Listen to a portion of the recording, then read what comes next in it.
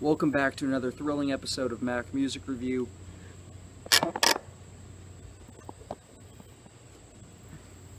Today we're going to be looking at an album. Before I do, just want to say there's going to be some stuff down in the description. If you don't know how the channel works, all that is going to be down in the description.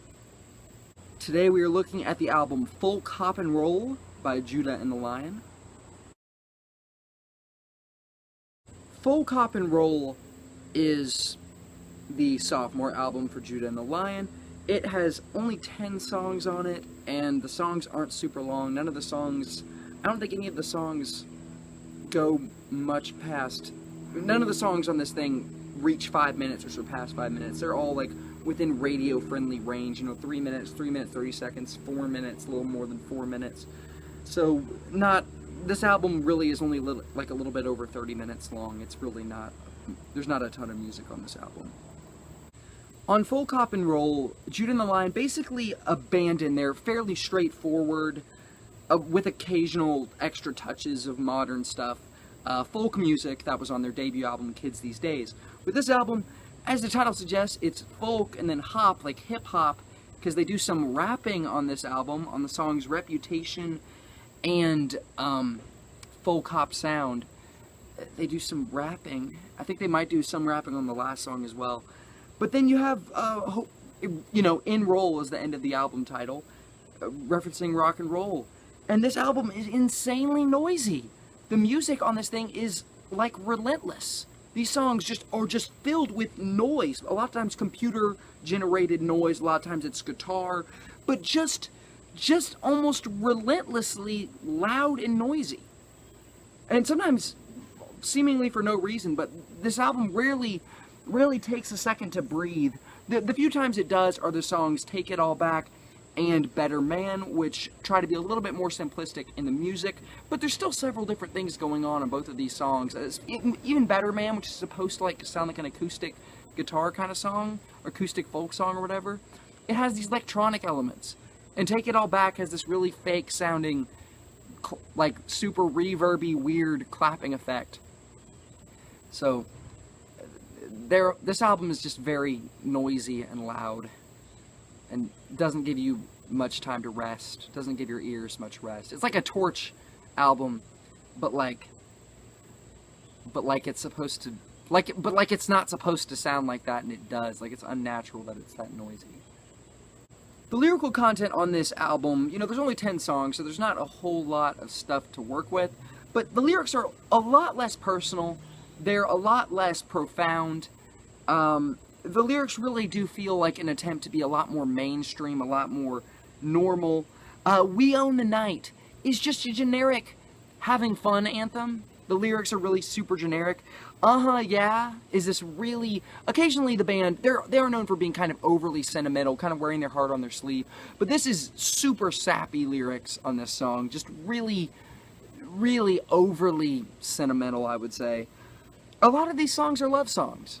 Forever, Always, All I Want Is You, Take It All Back, and Better Man are all kind of love songs. That's where the focus of these lyrics are.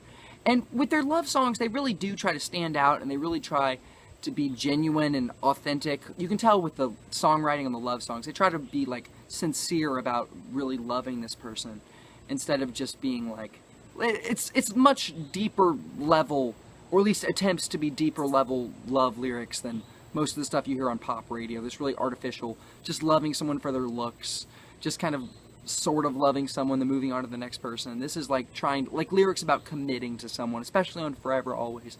They're talking about a relationship and really committing and it being a lasting, meaningful relationship. Folk Hop and Roll is a mess.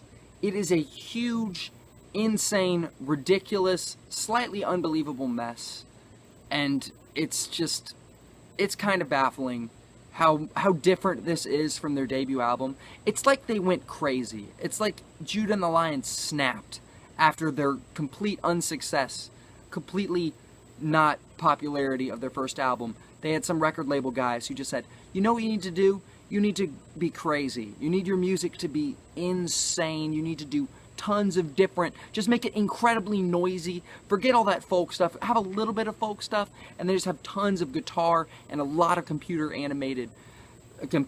edited sound effects, and just go crazy. And that's what they did on this album, with mostly pretty bad results. Folk hop sound has really dumb lyrics. The music doesn't sound all that great. This song really doesn't sound terrible, but it doesn't sound all that good either, all that great either. All that good, I should say. And the lyrics are just super stupid.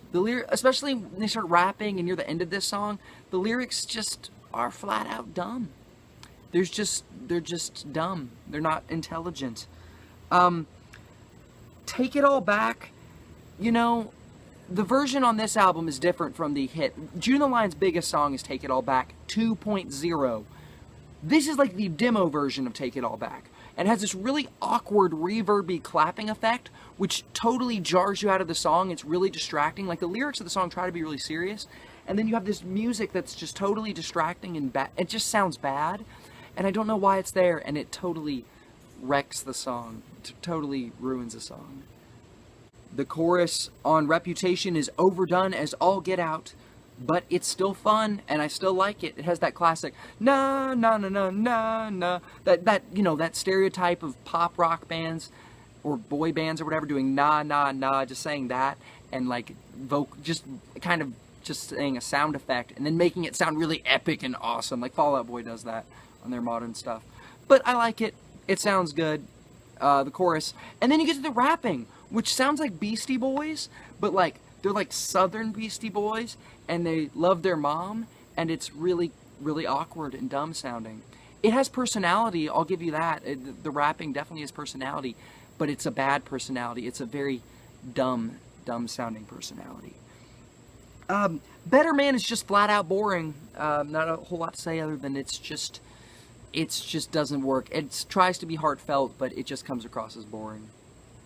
We Own the Night, as I previously mentioned, is just insanely generic. The music really doesn't sound all that great. It's actually slightly awkward, the music choices in this one. The vocal effects are slightly awkward.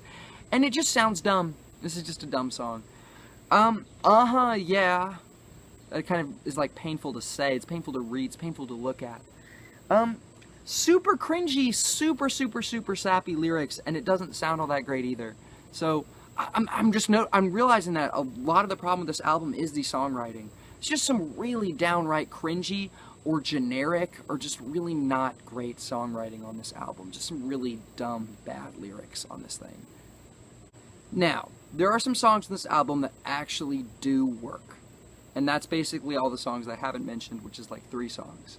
Graffiti Dreams has these really big, really big, ambitious lyrics.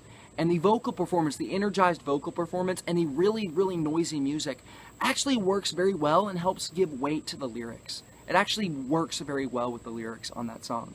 And then Forever Always is a catchy song. The music actually sounds really good, and the lyrical content is actually pretty good.